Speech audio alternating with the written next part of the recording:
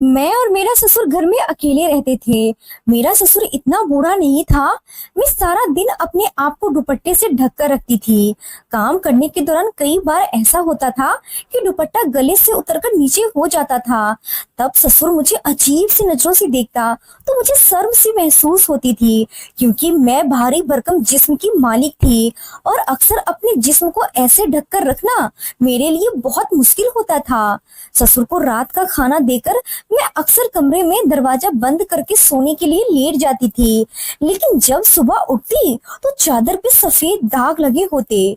मैं शादीशुदा थी और अच्छी तरह से जानती थी कि ये दाग किस चीज के हो सकते हैं, लेकिन आखिर कौन मेरे कमरे में आकर ये सब कुछ कर जाता था, क्योंकि मैं तो दरवाजा बंद कर देती थी। अब ये रोज होने लगा था। ससुर का रवैया अब मेरे साथ बहुत ही अजीब हो गया था। वो मेरा ऐसे ख्याल रखते थे जैसे कि कोई पत्नी का रखता हो। मेरी शुरू से ही आदत थी कि सुबह होते ही मैं सबसे पहले नहाने जाती थी। एक दिन सुबह मैं नहाकर बाथरूम से निकल ही रही थी कि मेरी नजर सामने अपने कमरे की तरफ गई। जहां ससुर कमरे से निकल रहे थे, उनके हाथ में एक थैली थी, लेकिन मैं नहीं जानती थी कि वो क्या चीज मेरे कमरे से लेकर जा रहे हैं। मैंने इरादा कर लिया था कि आज रात जाकर देखूंगी कि मेरे कमरे में आखिर कौन आता है। मैंने जानबूझकर कमरे का दरवाजा खुला छोड़ दिया था और नाइट सूट पहनकर लाइट बंद करके बेड पे लेटी रही और सोने का एक्टिंग करने लगी थी। मैं बिल्कुल खामोश पड़ी थी। थोड़ी ही देर के बाद हलचल की आवाज आई। मुझे लगा कि ससुर पानी पीने के लिए या बाथरूम जाने के लिए उठे होंगे, लेकिन कोई मेरे कमरे की तरफ बढ़ रहा था और मेरे कमरे में दाखिल हो गया। कमरे की लाइट बंद थी और मेरी सांस खींचकर सोने की एक्टिंग करनी शुरू कर दी थी, क्योंकि मुझे सच्चाई का पता लगाना था और देखना था कि ये कौन था। लेकिन अगले ही लम्हे से बर्दाश्त करना मेरे लिए मुश्किल हो गया था जब ससुर ने मेरा नाम बुलबुल है। मेरे खानदान में से इस दुनिया में कोई भी जिंदा नहीं है सिवाय मेरे। मैं ही एक ऐसी लड़की थी जो अब तक जिंदा बची थी। मेरे खानदान के सभी लोग मुझे इस दुनिया में छोड़कर चले गए थे। मेरे एक चाचा थे, उन्होंने मेरी शादी करवा दी, लेकिन मेरे चाचा कोई जालिम किस्म के नहीं थे। वो तो बहुत ही अच्छे इंसान थे। जब मेरी शादी हुई थी उस वक्त मेरी उम्र 16 साल थी। मैं बहुत ज्यादा खूबसूरत थी, लेकिन जो घर उनको मेरे लिए मिला था वो कोई इतना खास अमीर भी नहीं था और ठीक ठाक भी नहीं था। लेकिन उनके पास भी और कोई दूसरा उपाय नहीं था, कोई दूसरा चारा नहीं था, क्योंकि उनकी पत्नी बिल्कुल भी अच्छी नहीं थी।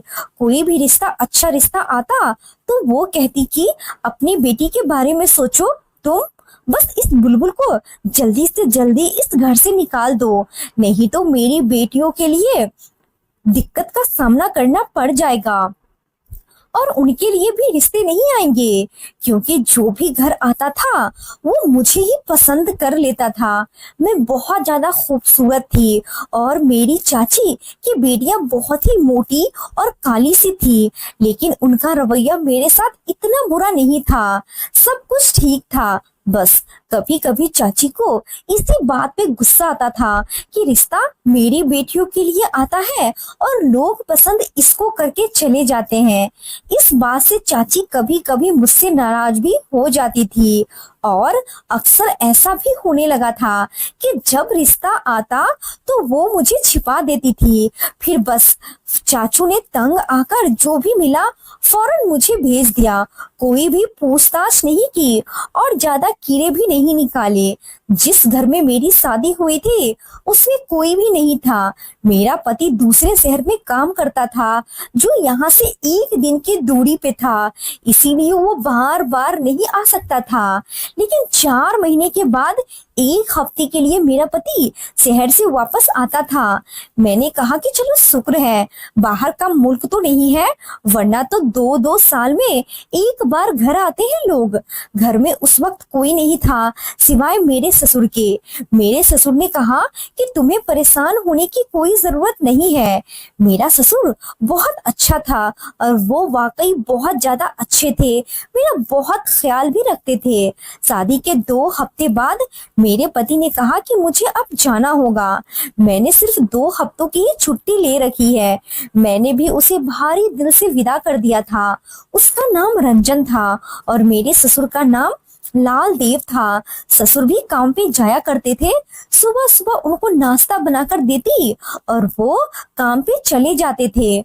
उन्होंने कहा कि घर के अंदर से अच्छे से बंद कर लेना दरवाजा। कोई भी आए तो दरवाजा मत खोलना। जब तक हम ना आए तो पहले पूछ लेना कि कौन है। मैं तुम्हें बताऊंगा कि मैं, उसके बाद ही तुम दरवाजा खोलना। वो बहुत प्यार करते थे, बेटी की तरह मेरे नाज और नखरे उठाते थे, मेरे सर पे हाथ रखते थे और वापसी पे मेरे लिए आइसक्रीम लेकर जरूर आया करते थे। मैंने कहा कि इसकी क्या जरूरत थी, तो कहने लगते कि अभी अभी शादी हुई है तुम्हारी, थोड़ा तो सेवा करना पड़ेगा। आज मेरी पत्नी जिंदा होती तो मेरी कोई बेटी होती, तुम्हारा उसके साथ वक्त गुजर जाता। पर अब क्या करे जब वो इस दुनिया में है ही नहीं। तो मैंने कहा कि कोई बात नहीं, आप तो है ना। इसी तरह वो रोज मेरे लिए कोई ना कोई चीज जरूर लाया करते थे, लेकिन एक बार तो कुछ ऐसा ले आए जिसकी उम्मीद ही नहीं थी और मैं थोड़ी हैरान भी हुई थी।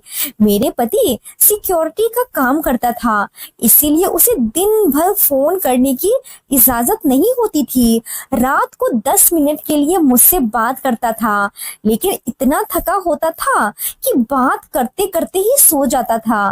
मुझे ये बात अच्छी नहीं लगती थी, क्योंकि मैं पूरा दिन सिर्फ इस 10 मिनट के लिए इंतजार करती रहती थी। लेकिन उसकी भी मजबूरी थी। वो पूरा दिन गर्मी में धूप में सिक्योरिटी पे खड़े खड़े थक जाता था। कहता था ये बहुत बड़ी अपार्टमेंट है, लेकिन बड़ी ही खतरनाक जगह है जहाँ पे इस तरह की चीजें बनती है जिसमें कभी भी आग लग सकती है। इसीलिए तो अच्छे पैसे मिले थे इस नौकरी के, नहीं तो तुमसे कभी भी इतना दूर नहीं रहता। लेकिन एक दिन बुरी खबर मुझे मिली कि मेरा पति इस दुनिया से चला बसा है। जिस बिल्डिंग के सामने वो काम करता था, उस बिल्डिंग में आग लग गई और वो भी इस दुनिया में नहीं रहा। मेरे लिए ये सदमा बहुत बड़ा था। मैं शादी के 3 महीने बाद ही विधवा हो गई थी। मेरे चाचा ने कहा कि वापस चलो, तो मेरी चाची ने शोर मचा दिया। उन्होंने कहा कि ये तो शादी के 3 महीने बाद ही विधवा हो गई है। मनहूस है ये, इसकी मनहूसियत का साया मेरी बेटियों पर भी पड़ जाएगा। हमारे घर में जब तक ये थी तब तक कुछ भी अच्छा नहीं था। जैसे ही निकली तो हमारे घर में सब चीजों की सुविधा बढ़ गई। अब तो इसको वापस नहीं आने दूंगी। मजबूरी में मैंने फैसला किया कि मैं अपने ससुराल में ही रहूंगी। मेरे चाचा ने कहा कि फिक्र मत करो, आजकल तो विधवा औरत तलाकशुदा लड़कियों की शादी हो जाती है, कोई ना कोई मिल जाता है तुम्हारे लिए। कोई और रिश्ता तलाश करूंगा। लेकिन मैं शादी नहीं करना चाहती थी, क्योंकि मुझे मेरे पति की बहुत ज्यादा याद आती थी। मेरे ससुर अब काम से जल्दी ही वापस आ जाते थे और एक दिन मैंने देखा कि उनके पास एक लाल रंग की बेडशीट थी। कहने लगे कि बेटा ये बिछाकर सोना। मैंने कहा कि ठीक है, लेकिन मैं उनसे ये पूछना चाहती थी कि मैं ये बिछाकर क्यों सोऊं? उन्होंने तो इतना कहा कि तुम्हारे लिए लाया हूँ, अपने बिस्तर पे बिछा लिया करो। मैंने कहा कि घर के लिए लाए होंगे, वैसे भी इस घर में कोई इतना ज्यादा चीज नहीं थी और मुझे दहेज देने वाला भी कौन था। लेकिन हैरत मुझे तब हुई जब सुबह सवेरे मेरे ससुर ने कहा कि वो बेडशीट मुझे वापस लाकर दे दो। मुझे लगा कि शायद उन्होंने रखने के लिए दी थी। मैंने कहा लेकिन मैंने तो उसे बिस्तर पे बिछा दी थी और मैं उस पे सो भी गई थी। उन्होंने कहा कि कोई बात नहीं, अच्छा किया, जो तुम उस पे सो गई, लेकिन अभी मुझे वापस करो। मैं वो बेडशीट उठाया और अपने ससुर को वापस दे आई। उन्होंने वो बेडशीट थैली में ला डाली और अपने साथ ले गए। देखने में तो नई लग रही थी, लेकिन शायद महंगी लाए थे, इसीलिए वापस करने चले गए थे। मैंने भी कुछ ज्यादा सवाल नहीं किया और बेडशीट वापस कर दी। मुझे मेरे पति की बहुत याद आती थी, लेकिन आज रात को मुझे बहुत अच्छी नींद आई थी, जबकि पिछले कुछ दिनों से मैं सारी रात सोती ही नहीं थी। बस रो रो कर मेरी तबीयत खराब हो गई थी। ऐसा लगता था कि सब झूठ है। अभी वो वापस आएगा, मेरा पति, और मैं उसके साथ अपनी जिंदगी खुशी से बिताऊंगी। और अभी वो आएगा और मुझे कहेगा कि ये सब झूठ है, मैं बिल्कुल ठीक हूँ, मुझे तो कुछ हुआ ही नहीं है। लेकिन ये तो सिर्फ मेरा भ्रम था। मैं सिर्फ अपने दिल को तसल्ली देने की बातें सोचती थी। इसी तरह थोड़ी ना कोई जिंदगी में वापस आता है। जिंदगी बड़ी बुरी है, इंसान के साथ इंसाफ नहीं करती है और उसे ऐसे सूरत हाल में डाल देती है कि जिसके लिए वो तैयार ही नहीं होता है। मैंने कब सोचा था कि मैं इतनी जल्दी विधवा हो जाऊंगी और मेरा पति, जिसके साथ मैंने सिर्फ 2 हफ्ते गुजारे थे, वो इस दुनिया से चला जाएगा। एक उम्मीद बाकी थी कि शायद मैं गर्भवती हो जाऊं। मेरे पति को गए हुए अभी सिर्फ 1 ही महीना हुआ था। कुछ दिन और गुजर जाते तो शायद मुझे पता चल जाता कि मैं मां बनने वाली हूँ या नहीं, क्योंकि जब मेरा पति वापस गया तो उसने 2-3 दिन पहले ही मेरे साथ था। लेकिन जब वापस गया तो उसके 2-3 के बाद ही ये खबर आई थी कि वो इस दुनिया में नहीं है। इसीलिए मेरे पास एक उम्मीद तो थी। रात को ससुर वापस आए तो उनके पास फिर से बेडशीट थी। कहने लगे कि ये बिछा लेना। मैंने कहा कि क्या बात है, आप वापस क्यों ले आए? तो कहने लगे कि जिस दुकान से ली थी, एक दोस्त ने कहा कि मैं भी उसी दुकान से लिया था, पर मैंने तो सस्ती ली थी, आपने महंगी ले ली। तो मैं वापस लेकर झगड़ा करने चला गया था, लेकिन फिर उसने मुझे 200 रुपये वापस कर दिया।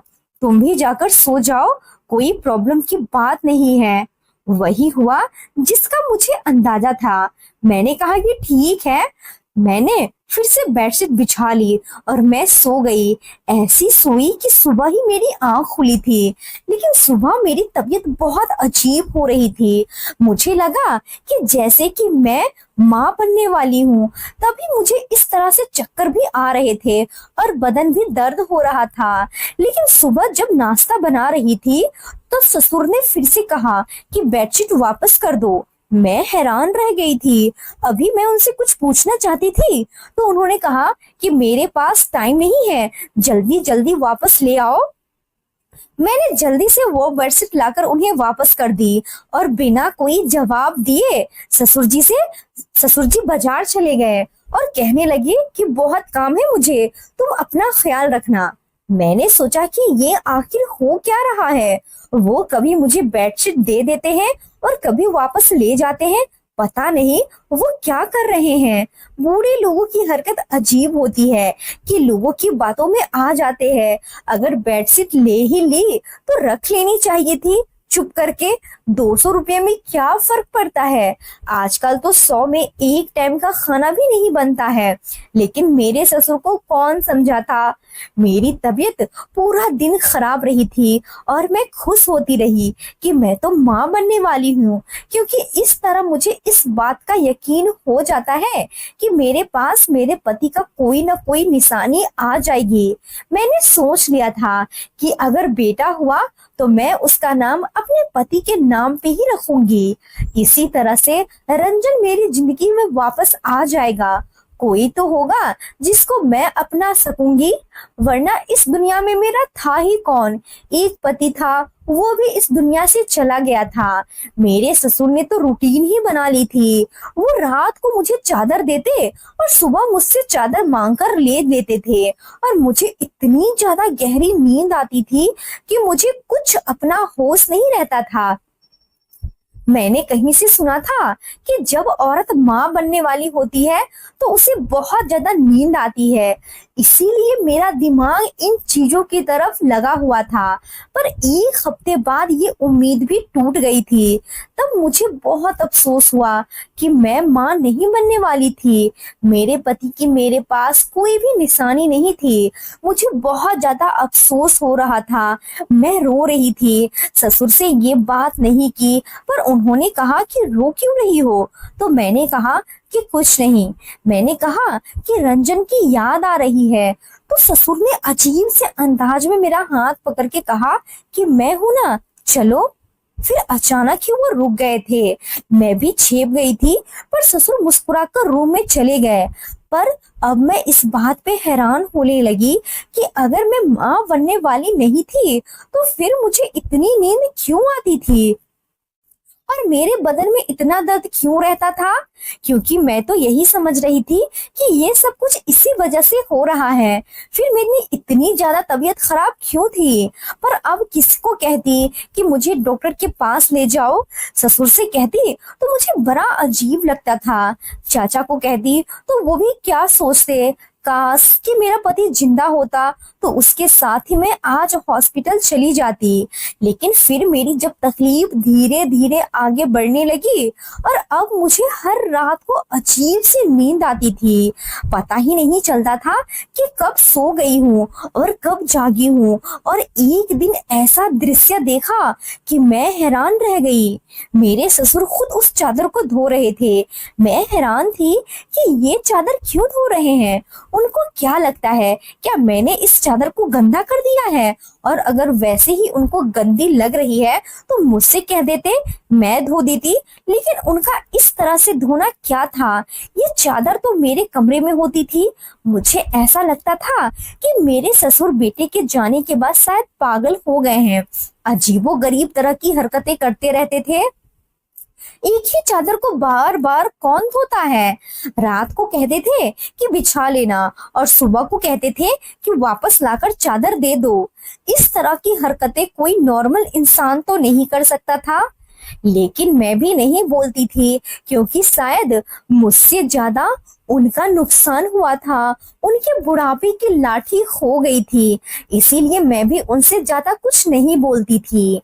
मेरे पति की लाश भी तो नहीं मिली थी। बस इतना बताया गया था कि वो इस दुनिया से चला गया है, क्योंकि बिल्डिंग में आग लग गई थी। इसीलिए ज्यादातर लोगों के लाशें नहीं मिली थी। आखिरी बार मेरे ससुर ने भी उनको जी भर के नहीं देखा था और मैं भी नहीं देख पाई थी। इसीलिए शायद हमारे अंदर इतना दुख भर गया था और इन दुखों को निकालने के लिए वो अजीबोगरीब किस्म की हरकतें कर रहे थे। इसीलिए मैंने इस मामले पे ज्यादा ध्यान नहीं दिया था और मेरी तबीयत भी ज्यादा खराब होने लगी थी। मैं अपनी तबीयत से बहुत ज्यादा परेशान हो गई थी, इतना कि अब मुझे घर के काम ही नहीं हो रहे थे। यहाँ तक कि मुझे उल्टियां भी आ रही थी। फिर एक दिन मेरे ससुर घर पे नहीं थे तो मेरी पड़ोस की एक औरत आ गई।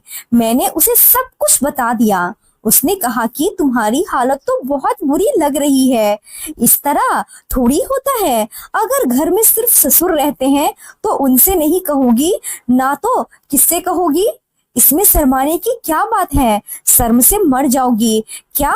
आओ, मैं तुम्हें अपने साथ ले चलती हूँ। वो मुझे अस्पताल ले गई। जब डॉक्टर ने मुझे चेक किया तो उसने कहा कि आप माँ बनने वाली हैं। मैंने कहा कि डॉक्टर, ऐसे कैसे हो सकता है? मेरा पति इस दुनिया में नहीं है। उसने मुझे कुछ तारीख पूछी। मैंने उसको सब कुछ बता दिया। मैंने उसे कहा कि हाँ, पहले भी लगता था कि शायद ऐसा है, लेकिन इस बात को भी 1 महीना हो गया है मुझे मेरे पति से दूर हुए। 3 महीने हो चुके हैं। लेकिन डॉक्टर ने कहा कि कभी कभी ऐसा भी होता है कि आपके साथ भी ऐसा ही हुआ हो। औरत के जिस्म में भी कोई फर्क नहीं आता, लेकिन फिर भी वो माँ बनने वाली होती है। मुझे तो ये बात समझ नहीं आ रही थी। फिर मुझे डॉक्टर ने कहा कि कहीं तुमने कोई ऐसी वैसी हरकत तो नहीं की है। मैंने कहा कि तौबा करो डॉक्टर, ईश्वर को मानो, मैं ऐसी कोई हरकत ही नहीं की है। मैं अपने पति से बहुत प्यार करती थी और मैंने उनको कहा कि हमारे घर में तो सिवाय मेरे बूढ़े ससुर के और कोई रहता ही नहीं है और मैं कहीं आती जाती भी नहीं हूँ। डॉक्टर ने कहा कि ठीक है, देखो बुरा नहीं मानना, लेकिन इस तरह के मामले में सवाल भी ऐसे ही करने पड़ते हैं। लेकिन तुम माँ बनने वाली हो, ये बात पक्की है। अब मुझे नहीं पता कि तुम मुझसे झूठ बोल रही हो या तुमने अपनी तारीख याद करने में कोई गलती कर दी है। मैंने फिर से हिसाब लगाना शुरू कर दी, लेकिन मेरे हिसाब से तो ये बच्चा मेरे पति का नहीं था। मैंने डॉक्टर को झूठ बोल दिया कि कहीं मेरे बारे में बदनामी न फैलाती रहे, क्योंकि मेरे साथ मोहल्ले की और भी औरतें आई थी और मुझे शर्म आ रही थी कि मैं क्या कहूंगी। मुझे जब याद ही नहीं था तो मैं किसी और से क्या कहती, और उसने कहा था कि वो हमेशा इसी डॉक्टर के पास आती जाती है, इसीलिए मैंने झूठ बोल दिया। तब तो वो बाहर बैठी थी, लेकिन कल को मेरे बारे में पूछ लेती तो मसला हो जाता। मैंने कह दिया कि आप ठीक कह रही हैं डॉक्टर, मुझसे तारीख गिनने में गलती हो गई है। डॉक्टर ने मुझे कुछ दवाइयां लिख कर दी और उसने कहा कि आपकी सेहत बहुत ज्यादा खराब है, आपको अपना बहुत अच्छे से ख्याल रखना होगा और इसीलिए आप इन दवाइयों को ले लीजिएगा और टाइम टू टाइम लेते रहिएगा। पर मैं ये सोचकर हैरान थी कि ये बच्चा किसका है, मेरे साथ क्या हो रहा था। जब से मेरा पति इस दुनिया से गया था, मेरे साथ बहुत ज्यादा अजीब हरकतें हो रही थी, जिसका ताल्लुक मेरे ससुर के साथ था। एक तो वो चादर वाली बात और दूसरा मुझे ऐसी बेहोशी वाली नींद का आना, जबकि मैं तो इतनी परेशान रहती थी कि मेरे दिमाग में इतने सारे दुख भरे थे, तो मैं इतने सुकून में कैसे सो सकती थी, मुझे खुद ही समझ नहीं आता था। जबकि पहले मुझे ऐसी नींद कभी नहीं आती थी, लेकिन अब कुछ दिनों से मैं बहुत ही गहरी नींद में सो जाया करती थी। इंसान नॉर्मल जिंदगी गुजारता है तो भी आजकल उसको सुकून की नींद नहीं आती है, और यहाँ मेरा हमसफर इस दुनिया से चला गया था और मैं ऐसे गधे बेचकर कैसे सो रही थी। कोई ना कोई गड़बड़ तो जरूर थी, जिसके बारे में अब मुझे पता ही लगाना था। और मैंने सोच लिया था कि मुझे अब क्या करना है। जो भी मैं कर रही थी वो मुझे ही करना था, यानी मुझे एक दिन के लिए अपनी रूटीन बदलनी थी। और मैंने अपनी रूटीन बदली। मैंने खाना नहीं खाया, ये सोचकर कि कहीं मुझे खाने में तो कोई चीज नहीं मिलाकर दी जा रही है। पर मैं ये सोचकर हैरान थी कि ये करेगा कौन। रात को ससुर ने फिर से वही बेडशीट मुझे वापस कर दी। अब तो वो बेडशीट इतनी पुरानी हो गई थी, लेकिन फिर भी उसको इस थैली में डाल कर देते थे जैसे कि नई हो। पता नहीं अपने साथ लेकर वो जाते ही क्यों थे। मैंने कहा कि जी ठीक है, बिछाकर सो जाऊंगी, लेकिन आज मैंने बिस्तर पे वो बेडशीट नहीं डाली और बिस्तर पे जाकर लेट गई। लेकिन मैं हैरान थी कि आज मुझे नींद ही नहीं आ रही थी। मुझे समझ ही नहीं आ रहा था कि क्या मेरी नींद का ताल्लुक इस बेडशीट के साथ था। ये क्या हो रहा था मेरे साथ। मुझे तो बिल्कुल भी नींद नहीं आ रही थी। यहाँ तक कि रात के 2 बज गए, बाहर बिल्कुल खामोशी थी। थोड़ी देर के बाद हलचल की आवाज आई। मुझे लगा कि ससुर जी पानी पीने के लिए या फिर बाथरूम जाने के लिए उठे होंगे, लेकिन कोई मेरे कमरे की तरफ बढ़ रहा था और फिर वो मेरे कमरे में दाखिल हो गया। कमरे की लाइट बंद थी और मैंने सांस खींचकर सोने की एक्टिंग शुरू कर दी थी, क्योंकि मुझे देखना था कि ये कौन है। वैसे बहुत ज्यादा मुझे डर भी लग रहा था। उसका मेरे कमरे में क्या काम था, वो कौन था। लेकिन थोड़ी ही देर के बाद जब वो शख्स मेरे करीब आकर लेट गया, मेरे चेहरे पे हाथ फेर रहा था, उसका हाथ मेरे पूरे वजूद पे सफर कर रहा था। जब मुझे वो अपनी बाहों में भरने की कोशिश करने लगा तो मैंने चीखना चिल्लाना शुरू कर दिया। और फिर जैसे ही मैंने लाइट ऑन की तो ये देखकर मैं हैरान रह गई थी कि वो कोई और नहीं, मेरा ससुर था। उसने बिस्तर की तरफ देखा और गुस्से से कहा कि चादर नहीं डाली थी। मैं हैरान रह गई कि किस तरह से वो बात कर रहे थे मेरे साथ। मैं चिल्ला रही थी। वो बोले, कमबख्त औरत, चिल्लाती क्यों हो, आप मेरे पास। मैं पूरी तरह से घबरा गई। मैंने कहा कि आप ये क्या कह रहे हैं। मेरा ससुर भी अब घबरा गया था। मैंने और जोर जोर से चिल्लाना शुरू कर दिया था, यहाँ तक कि मोहल्ले के लोगों ने दरवाजा खटखटाना शुरू कर दिया था कि ये क्या हो रहा है। और वो औरत भी अंदर आ गई और उसका पति भी उसके साथ। उसने मेरी थोड़ी बहुत दोस्ती थी। मैंने उसको चिल्ला चिल्ला कर इतना ही कहा कि पुलिस को बुलाओ, ये मेरी इज्जत पे हमला कर रहा है। वो लोग हैरान रह गए थे। सारा मोहल्ला इकट्ठा हो गया।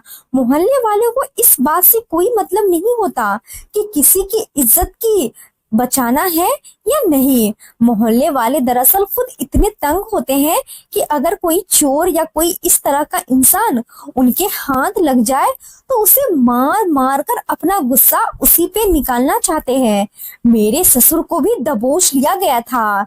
सब कह रहे थे कि इस मोहल्ले में सारे शरीफ लोग रहते हैं, आप अपनी बहू के साथ ये क्या कर रहे थे। मैं उस औरत को सब कुछ बताया कि मैं माँ बनने वाली हूँ और मुझे नहीं पता कि ये बच्चा किसका है और मेरे पेट में कैसे आया। मेरे ससुर ने जुबान आखिरी में खोल ही दी। उन्होंने कहा कि वो चादर वो के ऊपर नींद की दवा लगा देते थे। जब वो दवाई मेरी सांस में जाती थी तो मैं बेहोश हो जाती थी और उसके बाद वो मेरे साथ सारी रात सोते थे और सुबह होते ही कमरे से निकल जाते थे और ये बच्चा भी उनका ही था। सब लोगों ने कानों को हाथ लगा लिया और तौबा तौबा, क्या जमाना आ गया है। कुछ लोग बोले कि अगर ऐसा ही हो गया तो इन दोनों की शादी करवा दो। लेकिन मैंने शोर मचा दिया। अपने चाचा को भी मैंने बुला लिया। मैंने कहा कि खुदकुशी कर लूंगी, लेकिन इस इंसान के साथ मैं शादी कभी नहीं करूंगी जो मेरी इज्जत पे हमला करता रहा है। मैं तो इसे अपने बाप के जैसा समझती थी और फिर इसने मेरे साथ ये सब कुछ किया है। मैं इसे कभी माफ नहीं करूंगी। मेरे चाचा ने कहा कि अब तुम्हारी चाची कुछ भी बोले, सारा जमाना मेरे खिलाफ हो जाए, मैं तुम्हें यहाँ नहीं रहने दूंगा। मैं अपने चाचा के घर चली गई थी। मेरी डिलीवरी भी हो गई थी और बच्चा इस दुनिया में आ गया था। मैंने एक बेटी को जन्म दिया था पर मेरी जिंदगी अब नर्क हो गई थी। सब कुछ खत्म हो गया था। लेकिन फिर एक दिन कुछ ऐसा हुआ कि मैं हैरान होकर रह गई थी, क्योंकि ईश्वर ने मेरे साथ इंसाफ कर दिया था। मेरा पति वापस आ गया था। मुझे देखकर हैरान रह गया। वो समझा कि ये उसकी औलाद है। कितनी देर हम रोते रहे, एक दूसरे के गले फलक कर फूट फूट कर रो रहे थे। दरअसल मेरा पति मरा नहीं था, वो अस्पताल में था और कोमा में चला गया था। किसी को पता नहीं था कि वो कौन है, इसीलिए किसी ने उसके घर वाले को नहीं बताया। उसको 1 साल बाद होश आया तो फौरन मेरी तरफ भागा। मैंने उसको सब कुछ बता दिया तो वो हैरान रह गया।